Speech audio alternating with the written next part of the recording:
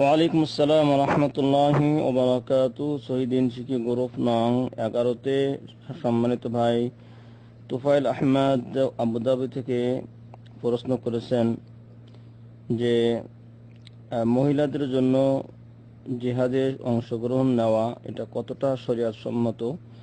বর্তমানে দেখা যায় কিছু কিছু মুসলিম মহিলাদেরকে ভিন্ন দেশে চলে যেতে জিহাদের নামে এবং জিহাদে অংশগ্রহণ করতে দেখা যায়।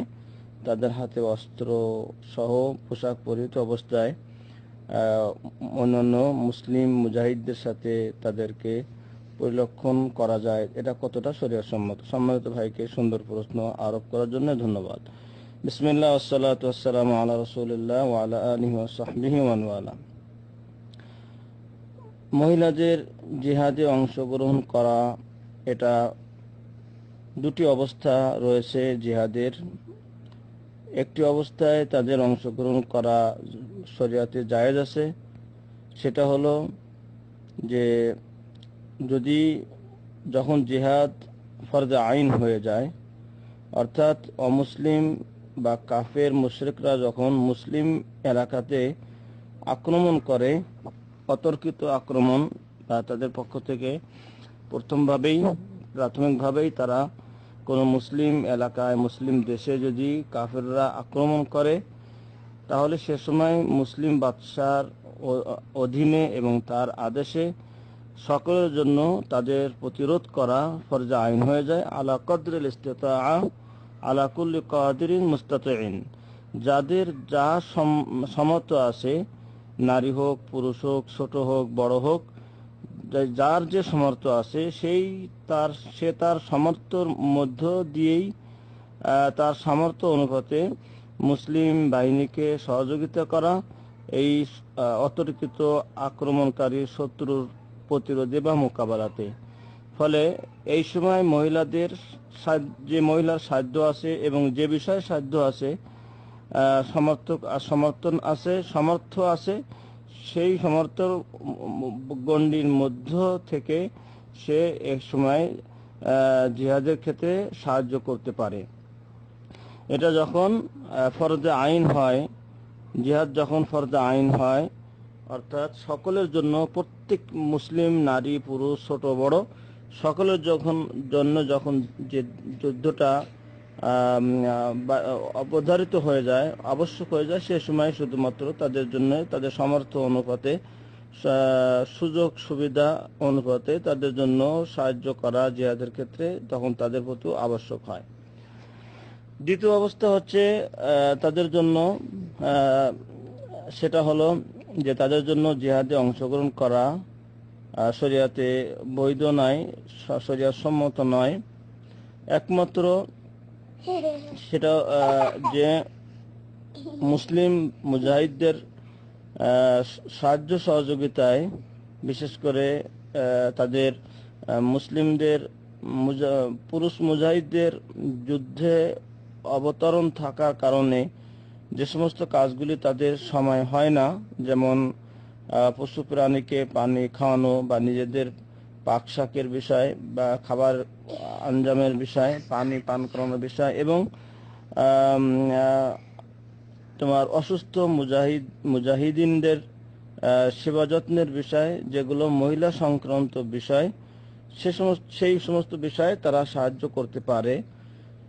এটা যে কোনো যুদ্ধে, যেমনটি রাসূল সাল্লাল্লাহু আলাইহি ওয়াসাল্লাম যে সমস্ত যুদ্ধে অংশগ্রহণ করেছেন, সে সমস্ত যুদ্ধে রাসূল সাল্লাল্লাহু আলাইহি ওয়াসাল্লামের সাথে তিনার স্ত্রী থাকতেন এবং মুসলিম মুজাহিদদের স্ত্রীগণও কেউ কেউ থাকতেন, যেমন উম্মে সুলাইম, তারপরে রবিয়া বিনতে মুআওয়াজ, এভাবে বেশ কিছু মহিলাদের ইতিহাস পাওয়া যায় যারা যুদ্ধক্ষেত্রে মুসলিম বাহিনীদের আনুষঙ্গিক বিষয়ে তারা সাহায্য করেছেন, কিন্তু যুদ্ধে অবতীর্ণ হয়ে নয় বা শত্রুদের মোকাবেলা করার ক্ষেত্রে নয়। মুসলিম বাহিনীর যে সমস্ত বিষয়ের প্রয়োজন, তাদের অস্ত্র ধার দেওয়া, তাদের অসুস্থদের সেবা দেওয়া, তাদের পানির খাওয়ানো, তাদের খাবার দাবারের বিষয়টি দায়িত্ব পালন করা, এই সমস্ত বিষয়ে মুসলিম মহিলাগণ তাদের মুজাহিদদেরকে সাহায্য করতেন। যেমন বুখারী মুসলিমে এসেছে, তেমনিভাবে মুসলিম শরীফ আনাস রাদিয়াল্লাহু আনহু থেকে এসেছে যে মুসলিম মহিলারা যোদ্ধাদের, অসুস্থ যোদ্ধাদের সেবা যত্নে এবং তাদেরকে মদিনায় পাঠানোর কাজে, প্রস্তুতির কাজে তারা সাহায্য সহযোগিতা করতেন। তাই খালিদ বিন ওয়ালিদ রাদিয়াল্লাহু আনহু যখন রোমের বিরুদ্ধে যখন যুদ্ধ করেছিলেন, সে সময় মহিলা মুসলিম রোমানিরা মুজাহিদিনদেরকে তারা সাহায্য করেছিলেন তাদের তাঁবুতে তাদের অস্ত্র সরঞ্জাম প্রস্তুত করানোর ক্ষেত্রে এবং অসুস্থ মুজাহিদদের সেবা যত্নের ক্ষেত্রে, তাদের পানি পান করানোর ক্ষেত্রে এবং তাদের এই আনুষঙ্গিক বিষয়গুলিকে সুন্দরভাবে পরিচালনার জন্য মহিলারা সাহায্য করতেন, মুসলিম মহিলারা। তাই সাধারণভাবে মুসলিম মহিলাদের জন্য যুদ্ধ ফরজ নয়, কেননা যুদ্ধ ফরজ হওয়ার জন্য 7টি শর্ত কেউ কেউ উল্লেখ করেছেন। তার মধ্যে একটি শর্ত হচ্ছে আদ-দুকুরিয়া, অর্থাৎ পুরুষ হওয়া। এই শর্ত এই জন্য যে রাসূল সাল্লাল্লাহু আলাইহি সাল্লামকে আয়েশা রাদিয়াল্লাহু আনহা প্রশ্ন করেছিলেন, হাল আলা নিসাই জিহাদুন, হে আল্লাহর রাসূল, মহিলাদের উপর কি জিহাদ ফরজ আছে কি? নবী সাল্লাল্লাহু আলাইহি ওয়াসাল্লাম বললেন, ফাকাল রাসূলুল্লাহ সাল্লাল্লাহু আলাইহি ওয়াসাল্লাম বললেন, জিহাদুন লা কিতালা ফি, তাদের জন্য জিহাদ রয়েছে, তবে সেই জিহাদে কোনো কিতাল নাই, অর্থাৎ লড়াই নাই। সেটা হচ্ছে আল হাজ্জু আল উমরাতু, সেটা হচ্ছে তাদের জন্য জিহাদ হচ্ছে তাদের মধ্যে সমর্থন ব্যক্তি যারা রয়েছে তাদের হজ পালন করা এবং উমরা পালন করা, এটাই হচ্ছে তাদের জন্য জিহাদ। তাছাড়া আসলে মহিলারা জিহাদের জন্য যোগ্য নয়, কেননা জিহাদের জন্য দরকার হয় শারীরিক শক্তি এবং আকল বিচক্ষণতা, আর এই দুটোর ক্ষেত্রে, এই উভয় ক্ষেত্রে মহিলারা স্বাভাবিকভাবে এই দুটো তাদের কাছে অবর্তমান। তেমনিভাবে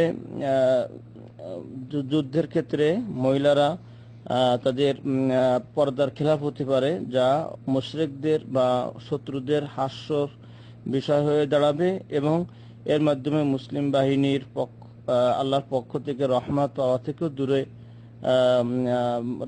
পাওয়া থেকে বাধাগ্রস্ত হতে পারে। তাছাড়া মহিলারা যুদ্ধের ক্ষেত্রে গেলে তাদের নিরাপদের আশঙ্কা রয়েছে, অথচ যুদ্ধ ফরজ হওয়ার জন্য নিরাপদের এবং ক্ষতি থেকে আশঙ্কা মুক্ত হওয়ার বিষয়েও থাকতে হবে। কিন্তু মহিলারা যুদ্ধ করতে গেলে তাদের এই সব ধরনের ক্ষতির আশঙ্কা থেকেই যায়। বেপরদা হওয়া, শত্রুর পক্ষে থেকে তাদের প্রতি অসামাজিক কার্যক্রম পরিচালিত হওয়ার সম্ভাবনা থাকে। এই সমস্ত কারণে মহিলাদের স্বাভাবিকভাবে যুদ্ধ তাদের জন্য ফরজ নয়, তাদের জন্য জায়েজ নয়। একমাত্র মুসলিম বাহিনীর আনুষঙ্গিক তাঁবুতে যে সমস্ত বিষয়ের প্রয়োজন হয় সেই সমস্ত বিষয়ে তাদের দায়িত্ব পালনের বৈধতা রয়েছে, কিন্তু ফিল্ডে নেমে শত্রু বাহিনীর সাথে মোকাবেলা করার সাধারণত তাদের বৈধতা ইসলামে নাই এবং তাদের প্রয়োজনও নাই এবং এটা তারা এর ক্ষেত্রে যোগ্য নয়। একমাত্র যদি মুসলিম দেশে অমুসলিমরা যদি আক্রমণ করে, তখন মুসলিম বাদশার আদেশে এবং তার নেতৃত্বে যখন জিহাদ ফরজে আইনে পরিণত হয়, অর্থাৎ সকলের জন্য যখন জিহাদ আবশ্যক হয়, সে সময় প্রত্যেকের সাধ্য অনুপাতে সেক্ষেত্রে সাহায্য করা বৈধতা রয়েছে। এটা হলো মহিলাদের যুদ্ধের অবতীর্ণ হওয়ার পক্ষে এবং বিপক্ষের শরীয়তসম্মত কথা। আল্লাহু আ'লাম। আসসালামু আলাইকুম ওয়া রাহমাতুল্লাহি ওয়া বারাকাতুহু।